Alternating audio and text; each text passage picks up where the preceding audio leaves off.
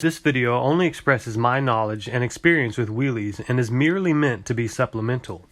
Here goes a short lesson that will get you started. Clutching up allows you to perform slower speed wheelies. You'll need to find a safe, undeveloped area with an incline to practice. Ideally, there should be no pedestrians and no cars. First, master how to pull in your clutch lever just enough to disengage the clutch.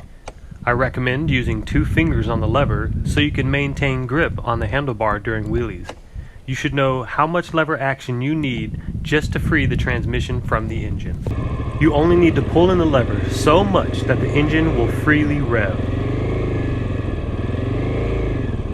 Adjusting your clutch cable can help define this range.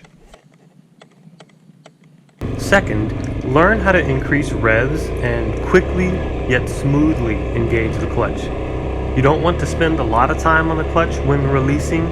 You want to reduce the time that the friction plates are sliding past one another so that the power gets quickly transferred to the rear wheel. Here is a demonstration at 20 miles per hour in second gear. The clutch lever is pulled and then throttle is twisted and held until the bike starts to come up, and then you'll slowly let off the throttle. There is a short lag between clutch and throttle use, and in real time it appears simultaneous because you don't want the RPMs to drop. In slow motion, we see the clutch and throttle activity and how closely coordinated they are. Let's watch one more time. If you look at the clutch lever or in the center of the video, it helps see both actions together.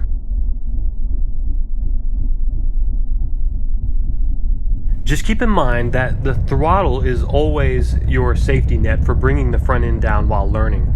Keep your left foot away from the shifter to reduce unexpected shifts, and keep your right foot covering the rear brake. Sit near the back of the seat, relax your arms, but comfortably grip the controls when practicing. Learning how to wheelie will require energy, patience, and repetition. I went out twice a week to practice. So start slow, relax, get comfortable with your sitting position, and practice clutching up. It may take a few sessions to get the wheel off the ground, but each day will get easier. And when you're practicing on an incline, use the downhill section to clear your head so you can mentally prepare for the next wheelie. If you can't get the front end to come up, then think about 2 things. Am I letting the clutch out fast enough? And am I getting the revs high enough? As you go through your session, you might reach a point where wheelies get more difficult, and that is usually due to mental and/or physical fatigue. That's when it's time to call it for the day. You'll notice throughout your next practice that what used to feel out of control is now second nature, and you'll continue to build on that confidence during and between sessions. After multiple sessions, you'll gain the ability to modulate the throttle while your front wheel is up. And this is a new level of skill. The bike is high enough such that you can relax the throttle just a bit and keep the wheel up while chasing it out. Since there is a possibility of looping while doing a wheelie, it is highly recommended that you also practice your rear braking technique to controllably slow wheelies down and bring them down. Now, you'll have to chase out wheelies until you get comfortable getting to the balance point, and you will slowly go further backward each time you do so many practice sessions. In time, the range of balance gets more comfortable, and this is when wheelies become fun. You don't have to be at the balance point to be enjoying the wheelie and having adrenaline rushes. Once you're comfortable popping it up into that zone of near weightlessness, which is pretty generous on the XR650L, you'll feel like the chances of looping are less, and you'll enjoy what used to be intimidating, which is getting the wheel off the ground in a controlled manner. This is an exciting learning point. You'll be enjoying even the small wheelies, and you'll naturally begin to pick up new techniques like leg movement and pulling up on the handlebars to bring the front end up with less RPM. And now the purpose of your practice is going to be to slowly acclimate your body to the feeling of being on the bike near and at balance point.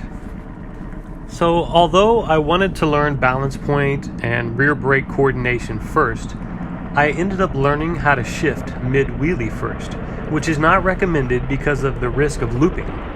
Most of the times that I ever came close to looping was mid-shift, so consider staying in a single gear, maybe second gear, until you're very familiar with having the bike near or at the balance point. This will make learning to shift mid-wheelies a bit less daunting. Once you feel comfortable bringing the front end up, then it's time to find a flat area to further hone your skills. Practice rear brake safety, balance point management, and eventually shifting. Before you know it, you'll be pulling wheelies in all sorts of places you shouldn't be.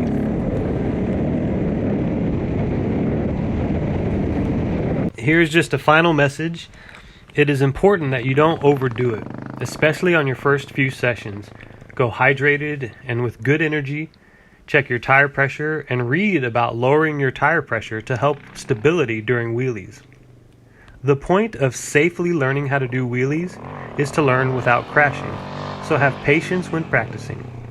And when you do practice, maybe try to have a buddy come along in case of an emergency, or at least carry food and water and a cell phone with a full charge on you. And lastly, don't put other people at risk while learning to wheelie. Wear gear, respect the law, and most of all, enjoy those sweet, on tap and highly addictive wheelie adrenaline rushes. See you next time, folks, and as always, ride safe out there.